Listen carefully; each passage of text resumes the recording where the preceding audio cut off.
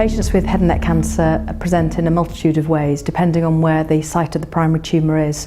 So patients with tongue cancer may present with an ulcer on the tongue or a red or a white patch, so leukoerythroplakia.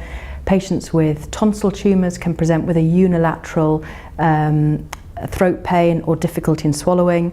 That's the commonest way also for patients with a base of tongue tumour to present. They present with a difficulty swallowing or pain at the back of the throat.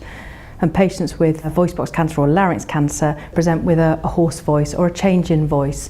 And it's sometimes difficult to distinguish that from a patient who's getting older, who just ends up with a bit less puff from the lungs to be able to produce a strong voice. But the patients that we worry about is a hoarse voice that's present for more than 3 weeks that is out of character for that patient. And especially those patients that have a significant smoking history, we would certainly want to review in clinic and perform a direct laryngoscopy in order to exclude any underlying malignant cause. Head and neck cancer patients present in two main cohorts, two main groups.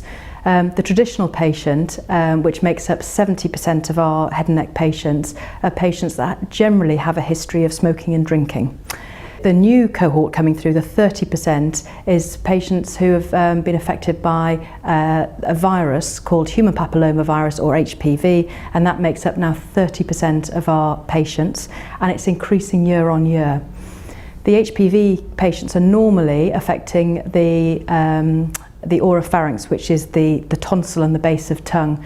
And these are generally younger patients. They haven't got a significant history of smoking or drinking, although they can have, and they present often with a lump in the neck. That's the first time they're aware of the fact there's something wrong.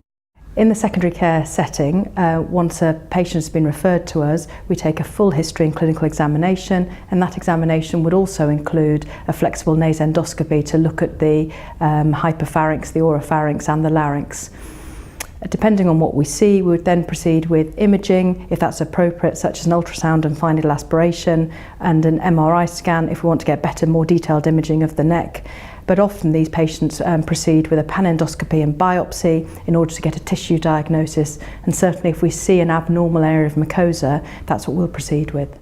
All neck lumps should not be referred straight to secondary care, because I think the system would collapse under the pressure of that sort of referral load. I think it's not unreasonable for GPs to prescribe a course of antibiotics to see whether the neck lump resolves.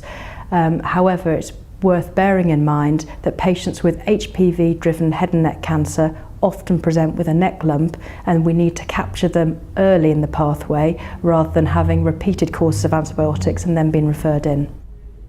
With head and neck cancer, we follow patients for 5 years. This is an arbitrary figure. I'm not sure who devised it, but this is the standard care across the world. After the 5 years, we refer the patient back to the GP, and they continue just their normal routine monitoring of the patient. Clearly, if there are any problems or concerns, we're very happy to review the patient, and they just slot straight back into the head and neck clinic without a significant delay.